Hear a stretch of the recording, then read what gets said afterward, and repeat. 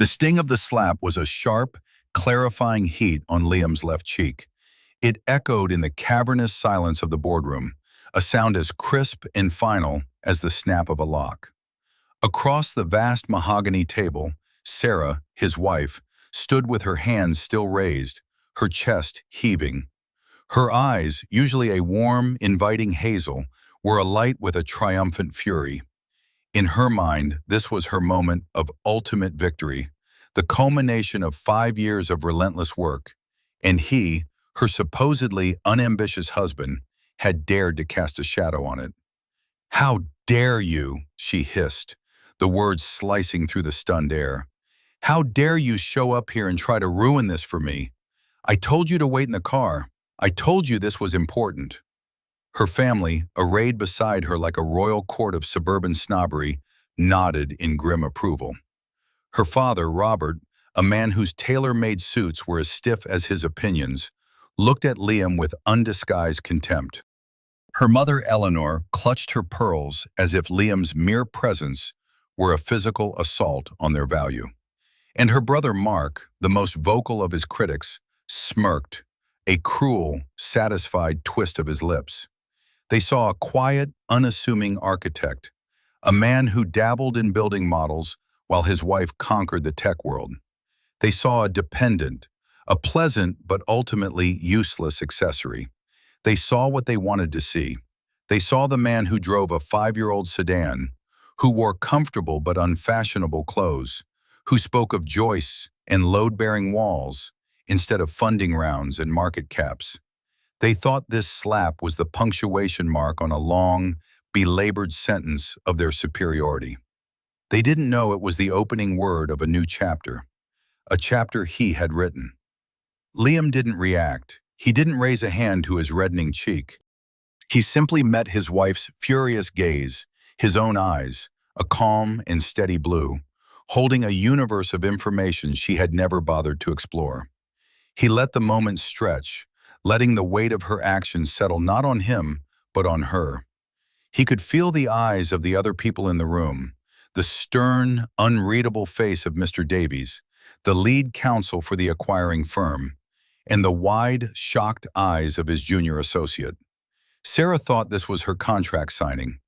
The moment she sold her startup, Innovate, for a staggering $90 million to the behemoth international investment firm Ethelred Holdings. She thought the only signature that mattered was her own, a flourish of ink that would transform her from a successful entrepreneur into a titan. She didn't know that the man she had just struck was not just her husband, but the very foundation upon which her dreams were built. Within the next 10 minutes, her world, built on a bedrock of arrogance and assumption, was going to turn to dust beneath her feet.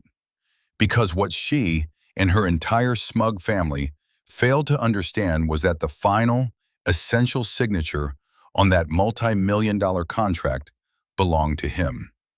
If you're watching this, you've probably felt underestimated before.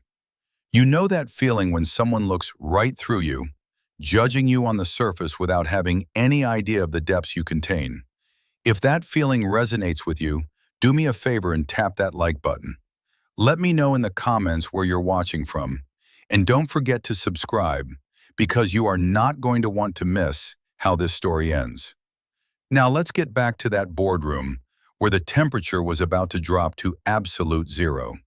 To understand the profound, shattering silence that followed the slap, one had to understand the 5 years that preceded it. The story of Liam and Sarah hadn't started in a boardroom. It had started in a small, independent coffee shop, over the shared frustration of a wobbly table. He had been sketching a blueprint for a community library in a worn, leather-bound journal, and she had been furiously typing on her laptop, her brow furrowed in concentration. A spilled latte, a flurry of apologies, and a shared laugh had been their beginning. In those early days, they were equals in their passions. He spoke of the poetry of a well-designed space, of how a building could shape the lives of the people within it. He described the play of light through a perfectly placed window with the same fervor she used to describe a clean line of code. She was brilliant, a whirlwind of energy and ambition, and he was her anchor, the calm center to her storm.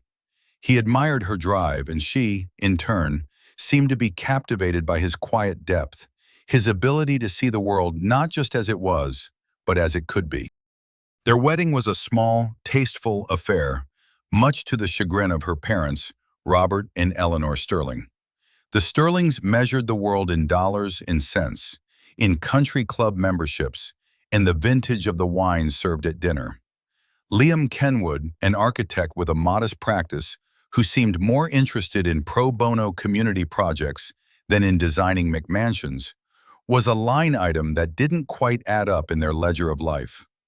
"He's nice, I suppose," Eleanor had said to Sarah, her voice dripping with the faint praise that damns. "But darling, is nice really enough for you? You're destined for such great things." Robert was more direct. "What's his 5-year plan, Sarah? His 10-year plan? Architecture is a noble profession, of course, but it's not exactly a path to real influence, is it? You need a partner who can keep up with you, not one you have to drag across the finish line." Sarah had defended him then. "You don't know him, Dad. He's the most brilliant person I've ever met. He just has a different definition of success." But the constant acidic drip of her family's disapproval began to erode her convictions. As her own star rose, as her startup Innovate began to attract attention and venture capital, the disparity in their perceived trajectories grew more pronounced. She was featured in business magazines. He was featured in a local architectural journal for a beautifully designed homeless shelter. She was flying to conferences in Geneva. He was supervising a build site in a developing neighborhood. The shift was subtle at first. She'd come home, buzzing with the energy of a successful pitch meeting, and he'd be quietly reading, a cup of tea steaming beside him. Her stories were of stock options and hostile takeovers. His were of a difficult contractor or a breakthrough in sustainable materials. The bridge between their worlds began to feel longer, the journey more taxing. Her brother Mark was the primary catalyst for the widening rift. Mark, who had failed upwards into a cushy vice president role at their father's logistics company, possessed all of Robert's arrogance with none of his residual boomer charm.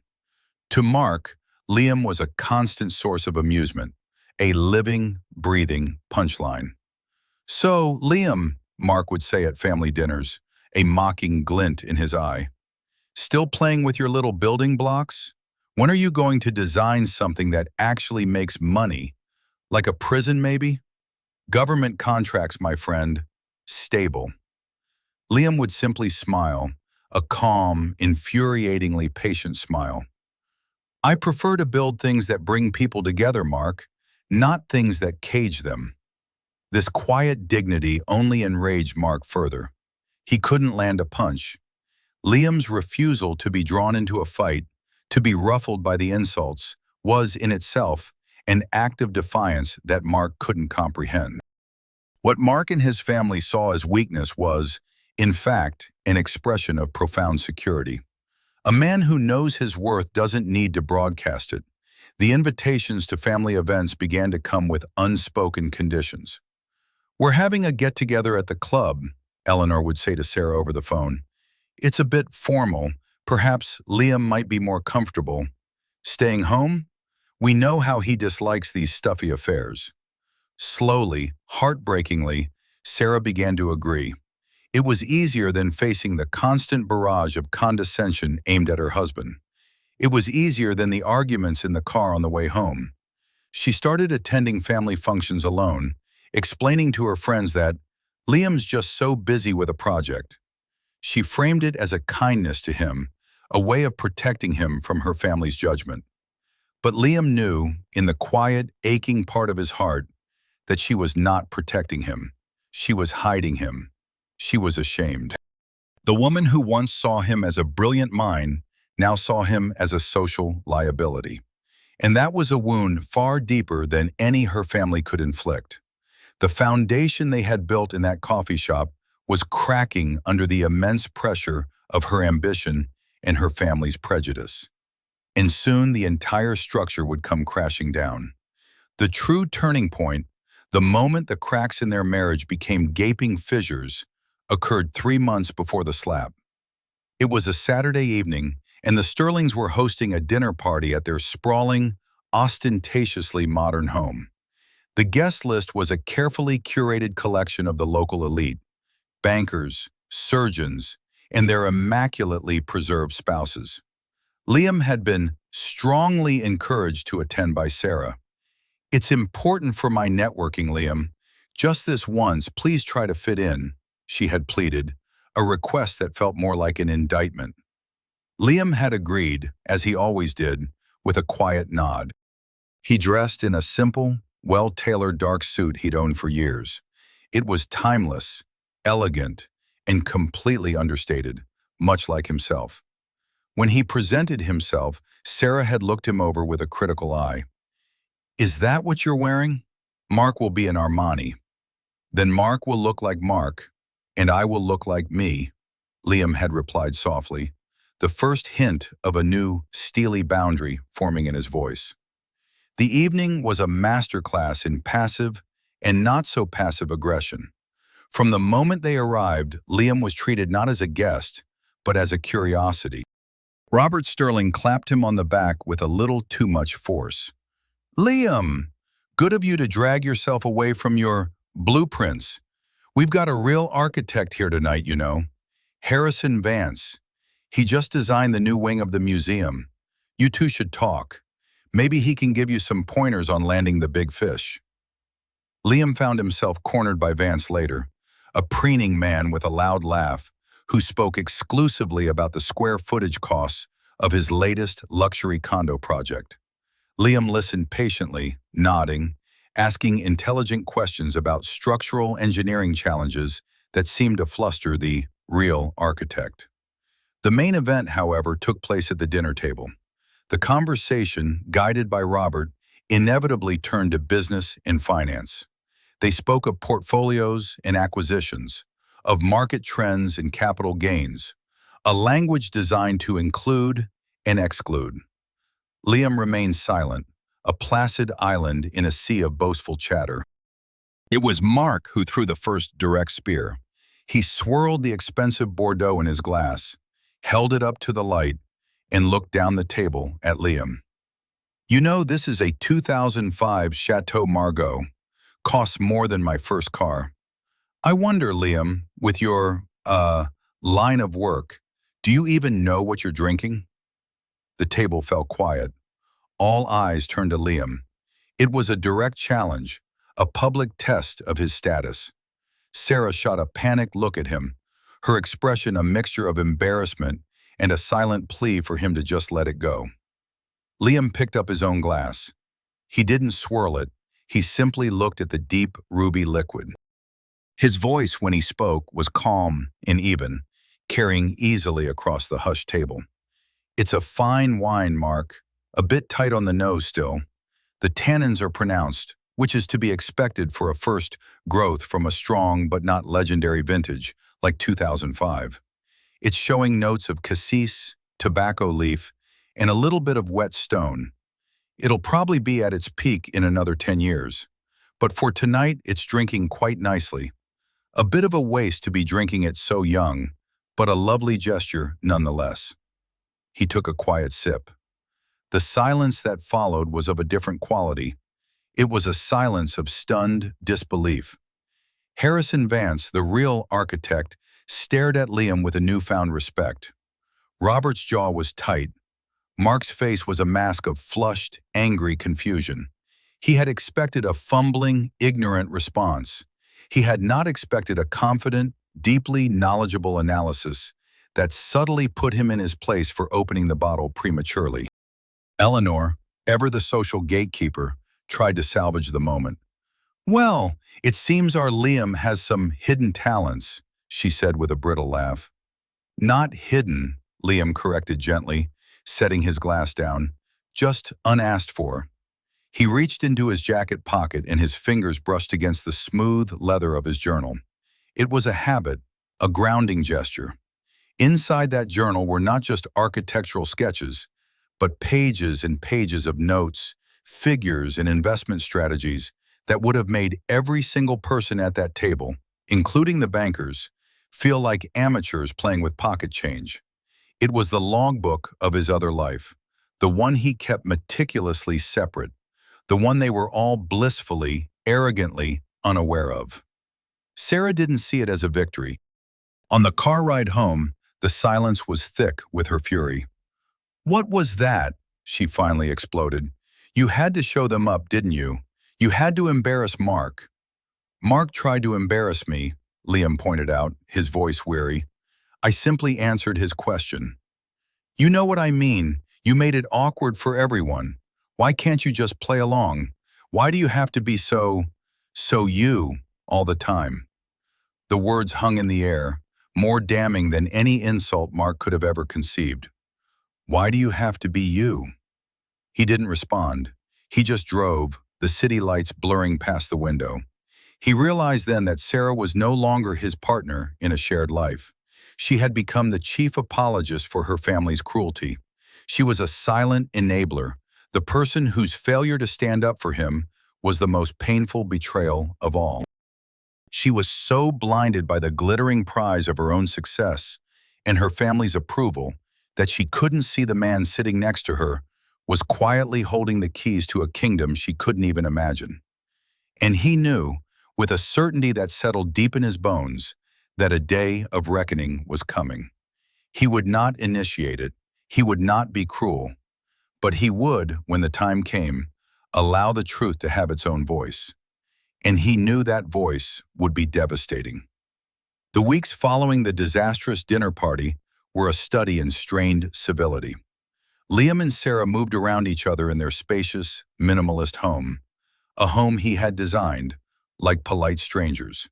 The easy intimacy they once shared had evaporated, replaced by a careful, guarded distance. He would wake early, make coffee, and retreat to his home office, a sun-drenched room filled with books on engineering, art, and history. He would spend hours there, not just sketching buildings, but managing the vast and complex entity that was Aethelred Holdings. His father, a quiet, brilliant man who had built a fortune in finance, had despised the ostentatious displays of wealth. He had raised Liam to value knowledge, integrity, and discretion above all else. When he passed away, he left his entire empire not to a board of trustees, but to his son, with a single piece of advice. Live a life of purpose, Liam. Let the money be your tool, not your master. No one needs to know its extent. True power is invisible. Liam had taken that advice to heart.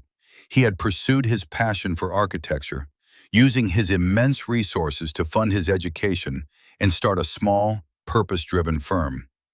Aethelred Holdings was his secret, his responsibility, managed through a series of encrypted channels and trusted, long-serving family office employees who knew him only as Mr. Kenwood, a disembodied name on a secure server.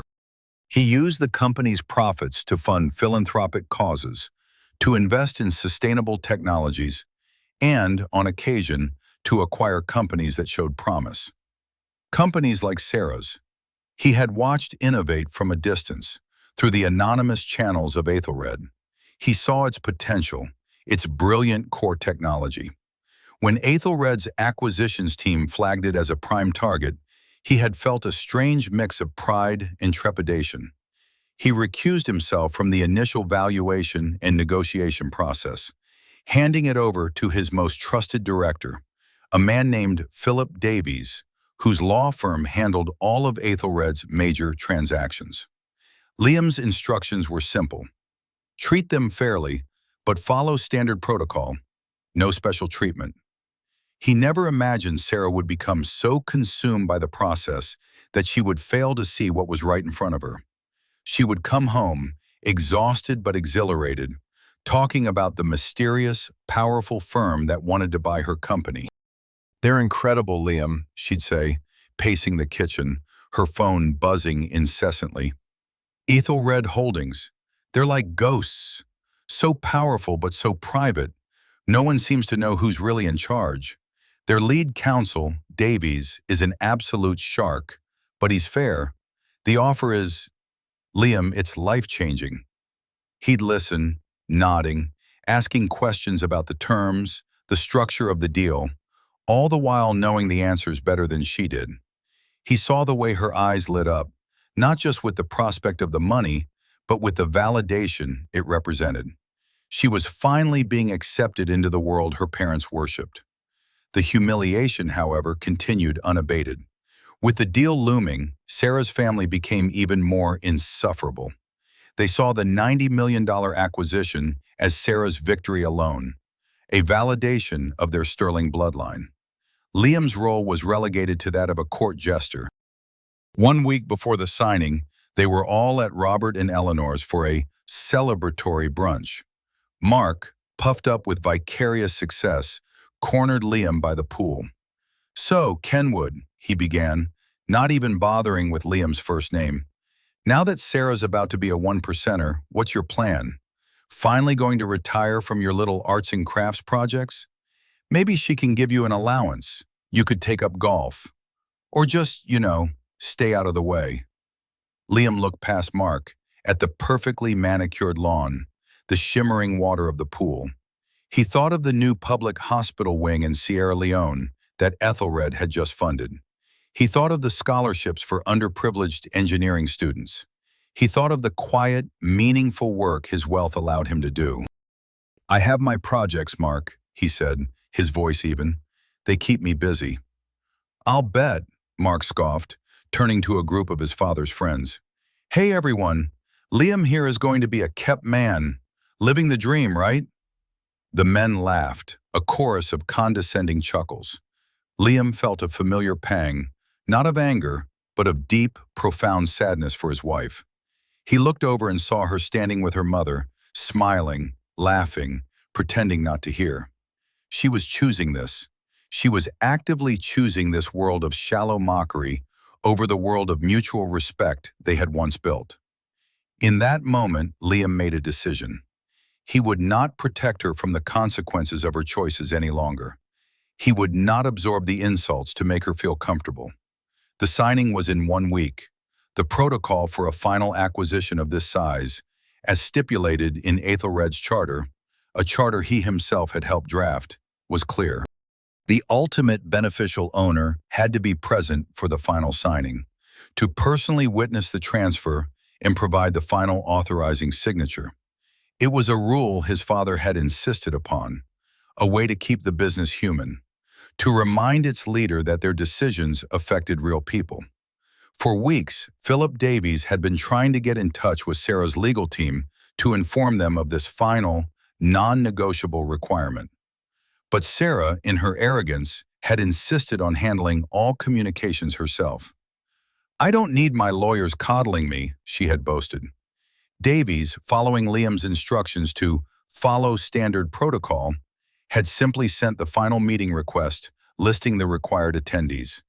It included Sarah Sterling as CEO of Innovate, and for Ethelred Holdings, Mr. P. Davies, and the final signatory, listed simply as L. Kenwood.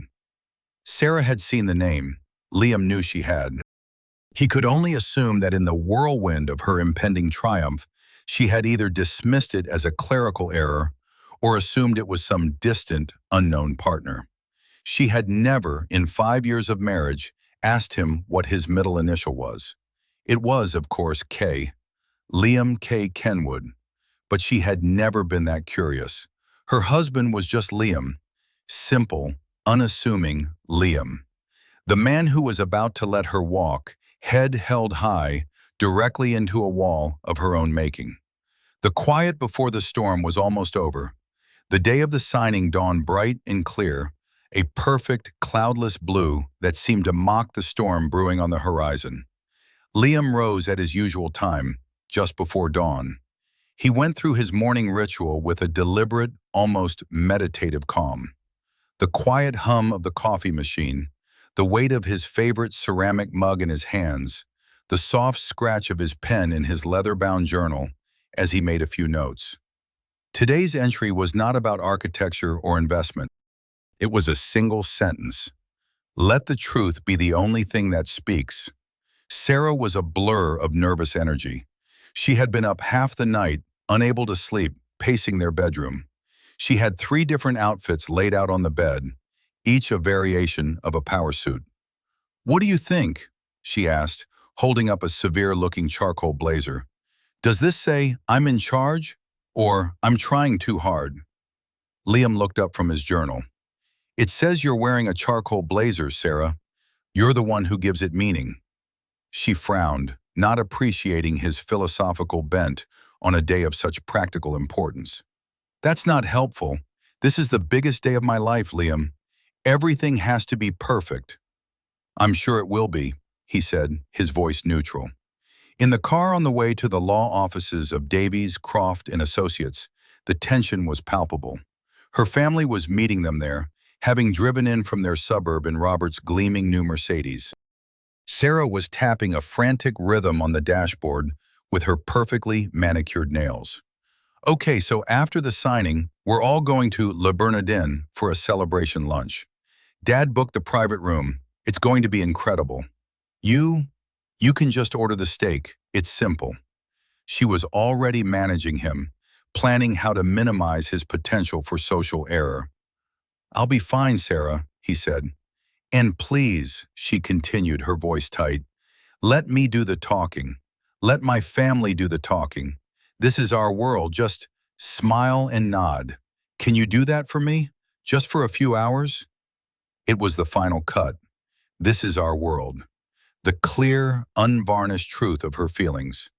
He was a tourist, a guest with a temporary visa in her life. He didn't answer. He just pulled the car into the underground parking garage of the towering glass and steel skyscraper that housed the law firm. As he turned off the engine, he looked at his wife. The ambitious, brilliant woman he had fallen in love with was still there, somewhere beneath this new, brittle shell of arrogance. He felt a pang of sadness for her, for the lesson she was about to learn. They rode the silent, high-speed elevator up to the 60th floor. The doors opened onto a reception area that was the physical embodiment of quiet power. Muted colors, expensive art, a view that stretched all the way to the Atlantic. A receptionist with a headset and a serene smile directed them to the main boardroom. And there they were, her family, already assembled, looking like they owned the place. Robert adjusting his tie, Eleanor surveying the art with a critical eye. Mark leaning back in a plush leather chair, one leg crossed over the other, the very picture of entitled nonchalance. They greeted Sarah with hugs and triumphant smiles. They gave Liam curt nods. Mr. Davies' junior associate, a sharp young woman named Amelia, offered them coffee or water. Liam accepted a glass of water. Sarah and her family waved her away dismissively. A few minutes later, the man himself entered. Philip Davies was in his late 60s, with a mane of white hair, piercing blue eyes, and an impeccability that made Robert Sterling's suit look like it came off a rack. He radiated an authority that was earned, not purchased. "Ms. Sterling," he said, his voice a low, resonant baritone. He shook her hand. "Mr. Sterling, Mrs. Sterling, Mark." He acknowledged them with a brief, professional nod.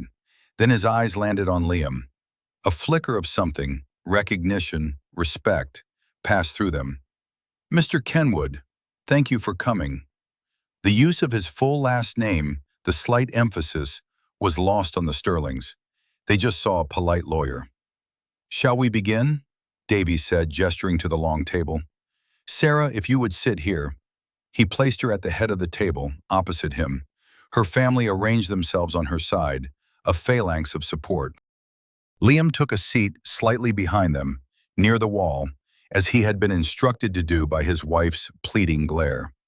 He placed his simple, worn briefcase on the floor beside him. He was an observer, a spectator, just as they all wanted. The quiet before the storm had ended. The first drops of rain were about to fall. Mr. Davies laid a thick stack of documents, bound in a dark blue cover, in the center of the table. The seal of Ethelred Holdings was embossed in gold on the front. It looked ancient and important, a symbol of old money and unshakable power. "As you know, Miss Sterling," Davies began, his voice smooth and professional, "this is the culmination of months of negotiation.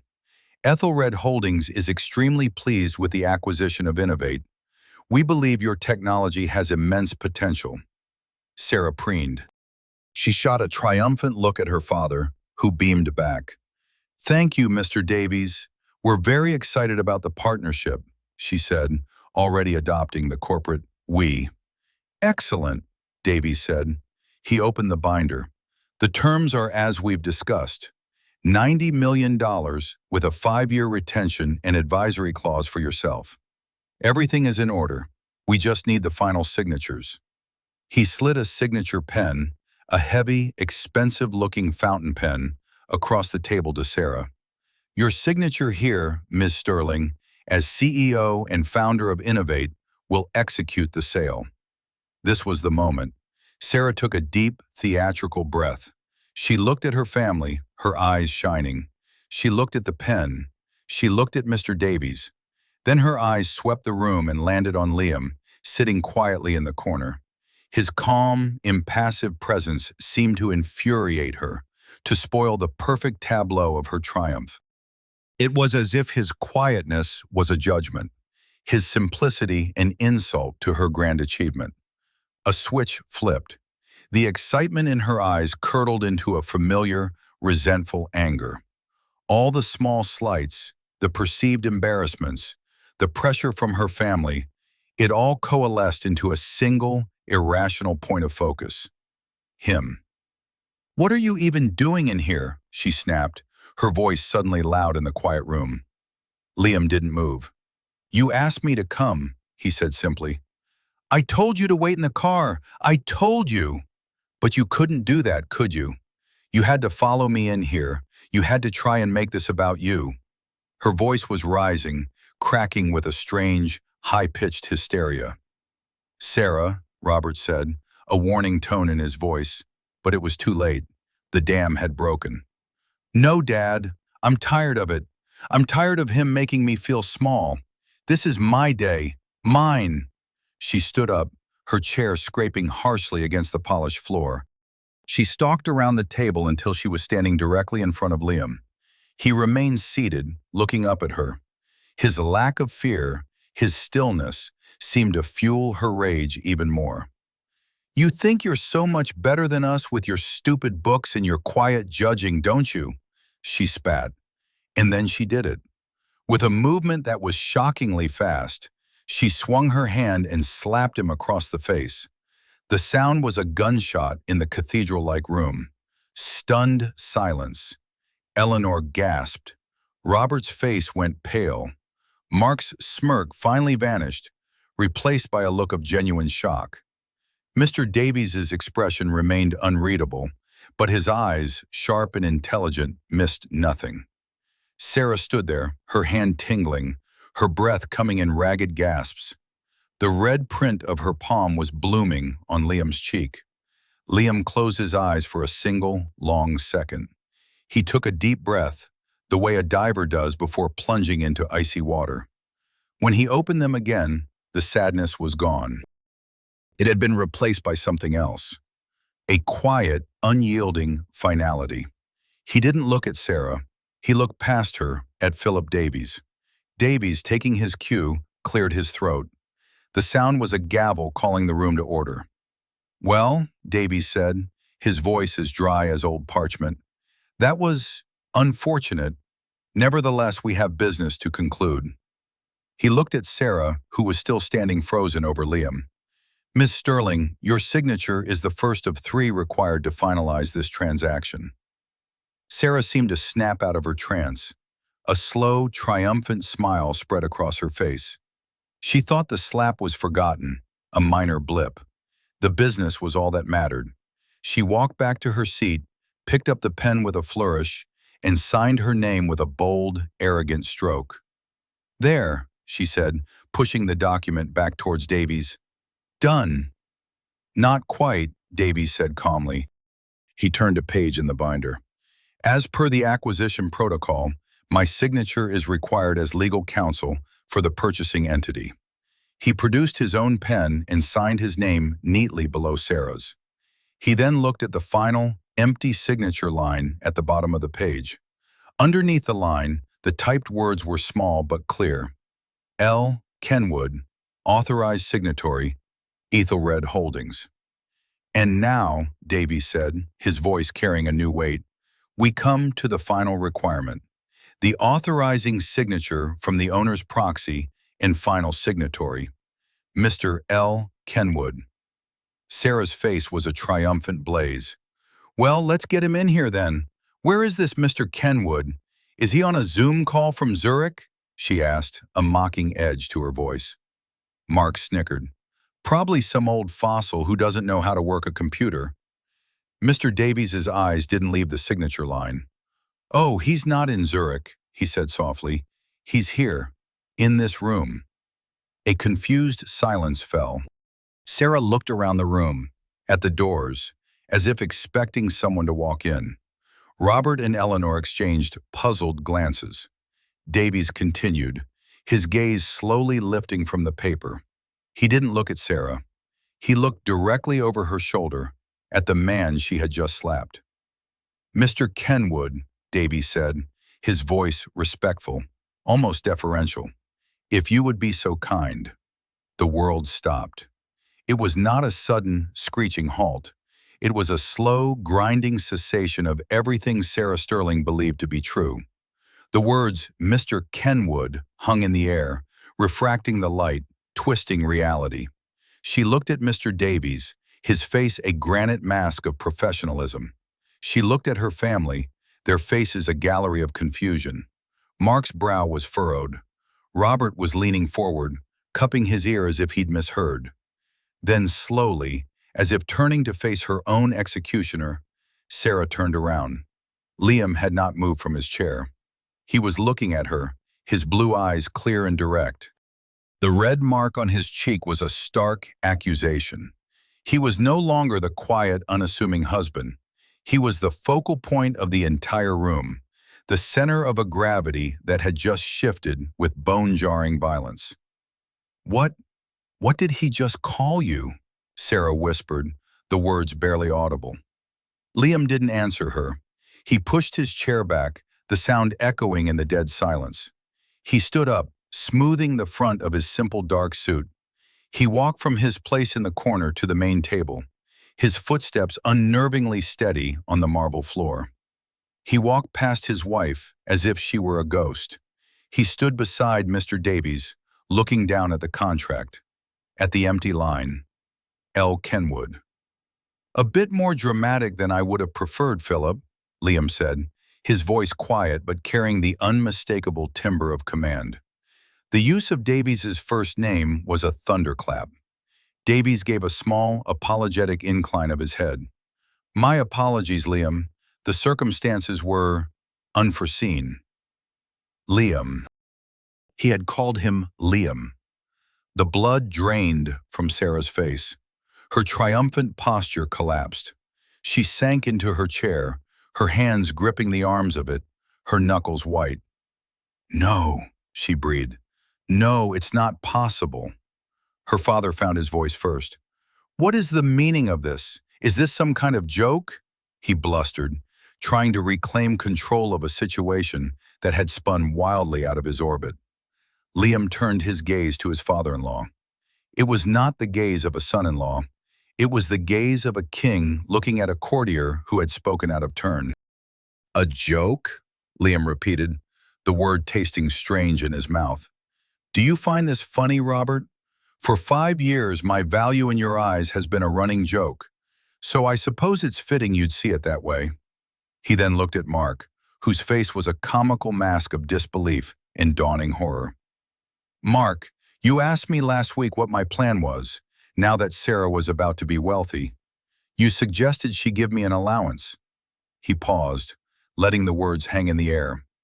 Ethelred Holdings has an annual discretionary budget for philanthropic projects that exceeds the entire valuation of this deal. That is my allowance. I use it to build things, hospitals, schools, libraries. Things that, unlike your opinion, will still be standing in 100 years. He turned back to the table and picked up the heavy fountain pen that Sarah had used. He unscrewed the cap with a quiet, deliberate motion. Sarah finally found her voice, a high, panicked squeak. Liam, L. Kenwood, Liam Kenwood, that's you? My full name is Liam Kenneth Kenwood, he stated, as if reading from a birth certificate.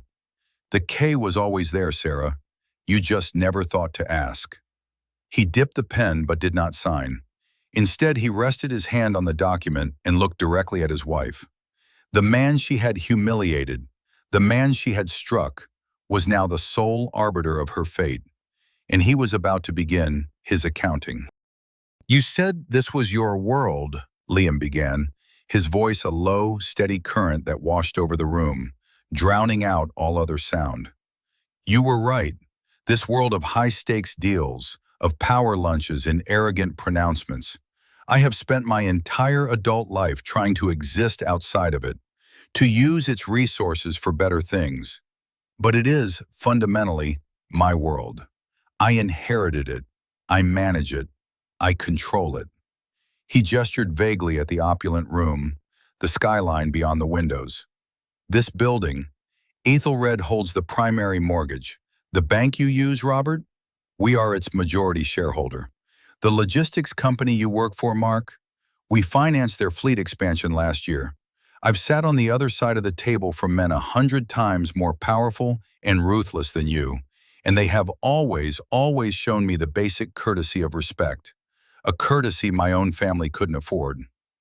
He finally looked at Sarah, and for the first time, she saw not the quiet architect, but the formidable man he had kept hidden. The force of his personality was like a physical blow. You asked me on the way here to smile and nod, he said, the memory of the words a fresh wound. You told me to stay out of the way. You slapped me in front of these people for the crime of being present at the culmination of my own company's business deal. Liam, I didn't know, Sarah stammered, her hands fluttering helplessly. I swear, if I had known. That's the point. The words weren't shouted, but they hit with the force of a physical impact. That's the entire tragic point, Sarah. The respect I deserved, the loyalty I was owed as your husband, shouldn't have been conditional on the balance of my bank account. It should have been absolute. You shouldn't have to know that I am L. Kenwood to treat me like a human being. You should have treated me that way because I was Liam, your husband, the man who sat with you for hours while you cried over your first failed prototype, the man who believed in you when you didn't believe in yourself. He paused, and the silence was filled with the sound of Sarah's ragged breathing, which was quickly turning into choked sobs. No, Robert Sterling roared, finally finding his footing in outrage. I don't believe this. This is a trick, a pathetic power play from a man who's been riding his wife's coattails. Liam didn't even grace him with a look. He simply nodded to Mr. Davies. Davies reached into his own briefcase and produced a single, slim folder. He opened it and slid a document across the table to Robert. It was the Articles of Incorporation for Ethelred Holdings, dated 30 years prior. The last page was a deed of succession, notarized and executed upon his father's death, transferring 100% of the controlling shares to one Liam Kenneth Kenwood. Robert stared at the paper, his face turning a mottled, unhealthy shade of red. The ink was undeniable. The signatures were ironclad. He looked up at Liam, and for the first time, there was fear in his eyes. Liam looked back at the contract in front of him. The $90 million prize, Sarah's life's work. You know, Liam said conversationally to the room at large, the irony is, I was proud of you, Sarah, genuinely. I saw the work you put in. I admired the company you built. Ethelred's analysts flagged Innovate as a brilliant, agile company with a revolutionary product. The acquisition was meant to be a celebration of your success. I was going to surprise you after the signing. I had the deed to a brownstone in the city, the one you always dreamed of, in my briefcase. I had plans drawn up for a new, state-of-the-art lab for you, with an unlimited research budget. He gestured with a pen towards his worn briefcase on the floor. It's all in there. The life you said you wanted. A partnership. But a partnership requires respect. And you and your family have shown me that you are fundamentally incapable of it. He held the pen poised over the signature line. Sarah's eyes were locked on it, wide with desperation and a sliver of hope. Maybe he would still sign. Maybe love or memory would win. "Liam, please," she sobbed, pushing herself to her feet. "I'm sorry. I'm so sorry. I love you. Please don't do this." "You don't love me," he said, the words delivered not with anger, but with the cold, hard clarity of a surgeon making a diagnosis. "You loved the idea of me when it was convenient. You loved having a stable, supportive man at home, but you were ashamed of me. And your love was not strong enough to stand against a little bit of mockery from your father and your brother." He looked from Sarah to Robert, to Eleanor, to Mark. He saw their collective greed, their arrogance, their utter lack of character. And he made his decision. With a flick of his wrist, he drew a single, clean line through the empty signature box, a black mark of negation. Then, he capped the pen with a decisive click. "Mr. Davies," Liam said, turning his back on Sarah and her family completely, "this deal is off, permanently. Please inform Innovate's board that Aethelred Holdings is withdrawing its offer, effective immediately, citing a fundamental lack of confidence in the company's leadership and character." He then looked at Amelia, the junior associate, who had been watching the entire exchange with wide, intelligent eyes. "Amelia, would you be so kind as to get me a glass of water, please? My throat is a little dry." The request, so simple, so mundane, was the ultimate assertion of power. He had just detonated a $90 million bomb, and he was asking for water. Amelia, recovering her composure, nodded quickly and scurried out of the room. Her simple act of service was a stark contrast to the paralysis that had gripped the Sterlings. The click of the pen cap had been a starting pistol. Chaos erupted. "You can't do that," Robert Sterling bellowed, his face apoplectic. He lunged toward the table as if he could physically force the deal back into existence. "We have a contract." "You have an offer," Mr. Davies corrected, his voice cutting like steel through Robert's blustering. "An offer that has just been rescinded, as is our right. The deal was contingent on the final signature of the authorized party, which was not given." Mark, for his part, was white as a sheet. The implications were dawning on him. The logistics company his father owned, the one he worked for, Liam had said Aethelred had financed their fleet. They were indebted to the man he had spent years mocking. He looked like he was going to be sick. But the most devastating reaction was Sarah's. The fight had gone out of her completely. The sobs had stopped. She stood, swaying slightly, her face a blank mask of shock.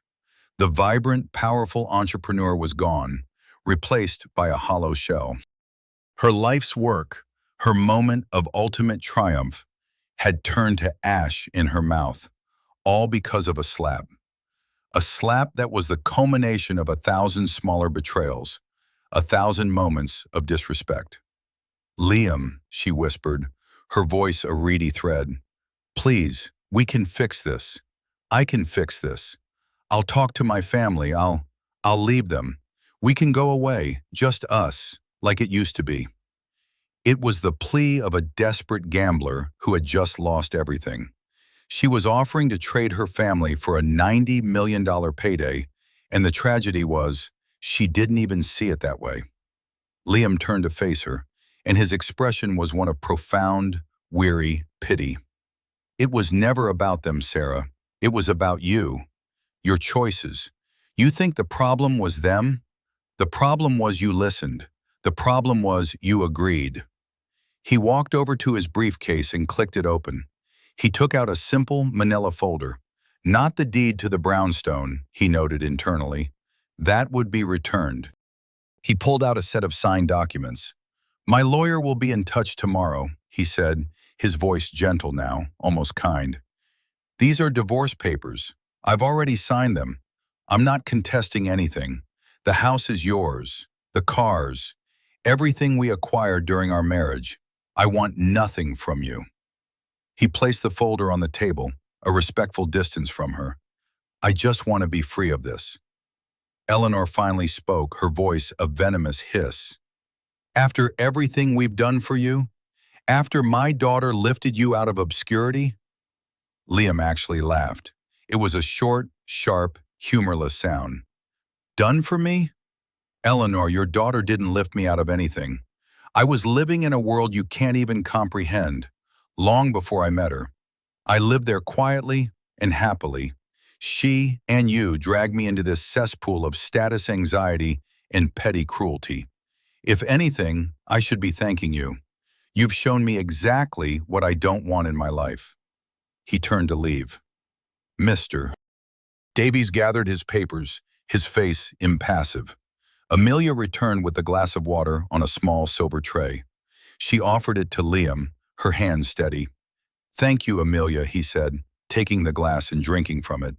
He met her eyes over the rim of the glass. You handled yourself with great professionalism today. Send me your resume. Amelia's eyes widened in surprise and gratitude. A small gesture of creation in a room filled with destruction. As Liam walked towards the door, Sarah made one last desperate lunge. She grabbed his arm, her grip surprisingly strong. Don't walk away from me.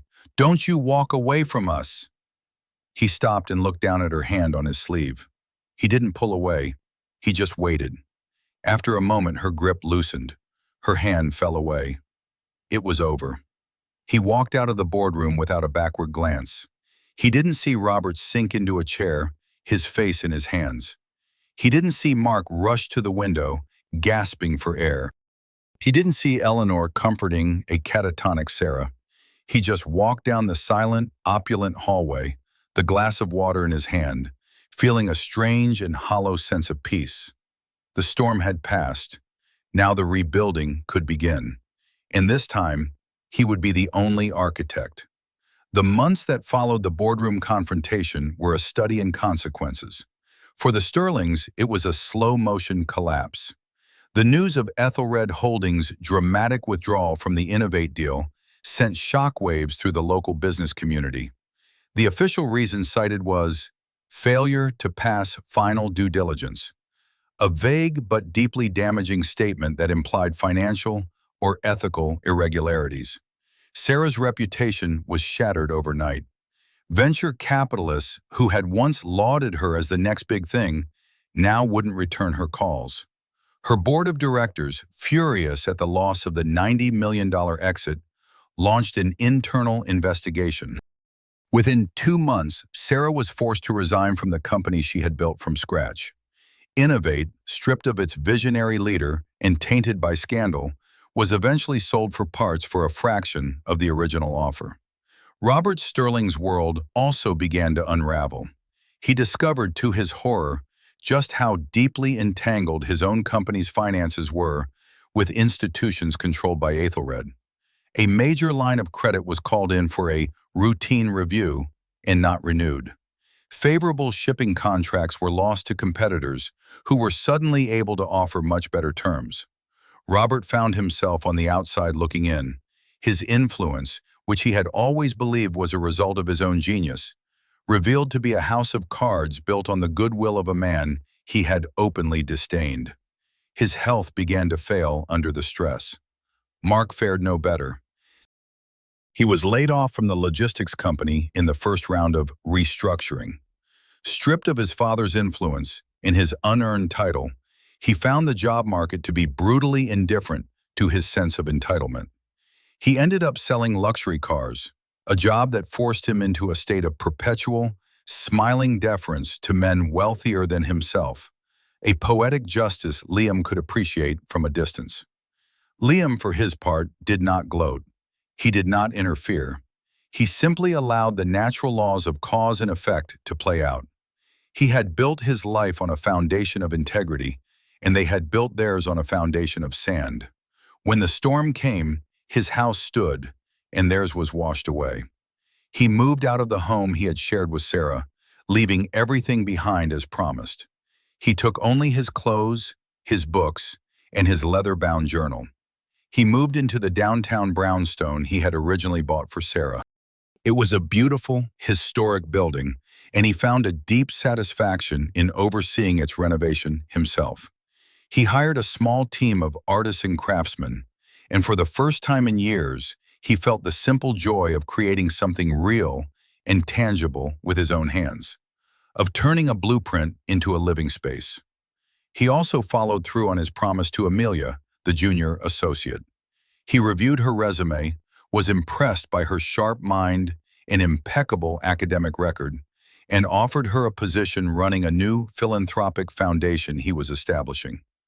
The foundation's mission was to provide scholarships and mentorship to promising young women in business and technology.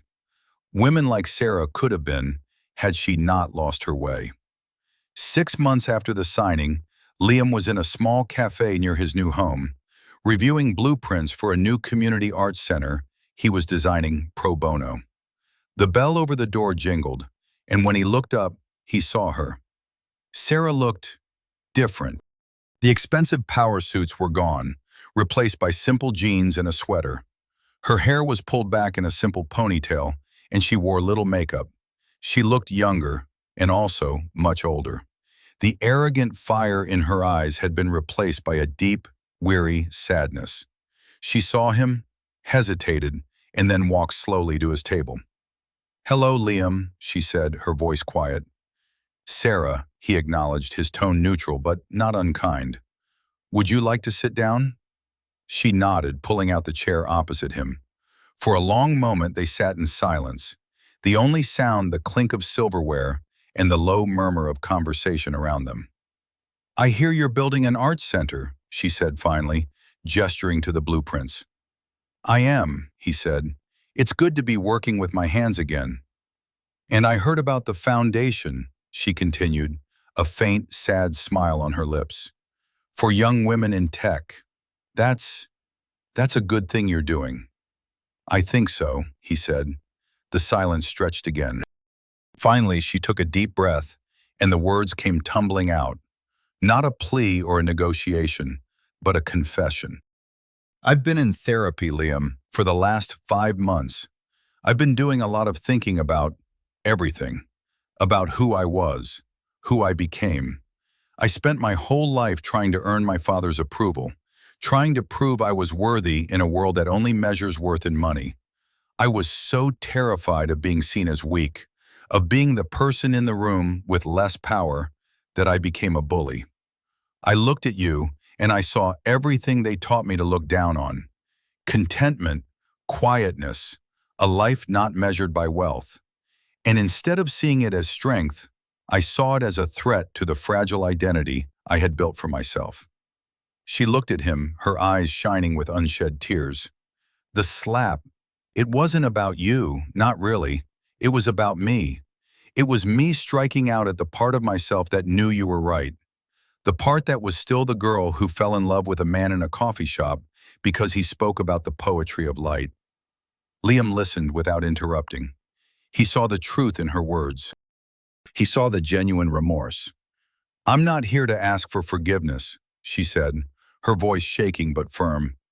"I don't deserve it, and I'm not here to ask for a second chance. I know I destroyed that. I wanted to say thank you." Liam frowned, confused. "Thank you? For what?" "For telling the truth," she said. "For holding up a mirror. You destroyed my company, you ended our marriage, and you ruined my family. But you also saved my life. Because the person I was in that boardroom, I don't want to be her anymore. I'm working in a coffee shop now. Not for money, just to be around people. To learn how to just be a person again. It's humbling." For the first time in a very long time, Liam felt a flicker of the old connection, the admiration for her resilience. She had lost everything, but in doing so, she was perhaps finding herself. "I hope you find what you're looking for, Sarah," he said, and he meant it. "Me too," she said, standing up. "Goodbye, Liam." "Goodbye, Sarah." She walked out of the cafe, the bell jingling her departure. He watched her go, a woman stripped of her empire, beginning the long, slow work of building a new life on a better foundation.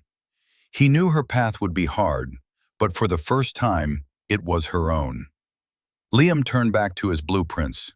The sun streamed through the cafe window, illuminating the intricate lines and detailed notes. He picked up his pen and began to draw, losing himself in the quiet, satisfying work of creating something new.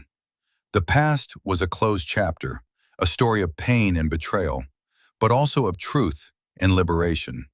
His future was an open page, a blueprint waiting to be filled, a structure built not on secrets and lies, but on the solid, unshakable foundation of his own integrity. And so we come to the end of our story. It's a powerful reminder that true worth isn't about the car you drive, the title on your business card, or the balance in your bank account. It's about character. It's about how you treat people, especially those you have power over. Liam's quiet strength and unwavering integrity were his true fortune, a wealth far greater than anything the Sterlings could comprehend. What do you think? Was Liam right to do what he did, or was it a step too far? Let me know your thoughts in the comments below. I read every single one. If you found this story satisfying, please give it a like and subscribe to the channel for more stories of justice and redemption. Remember to respect the people in your life, because you never truly know the unseen power they might hold. Until next time, build your life on a strong foundation.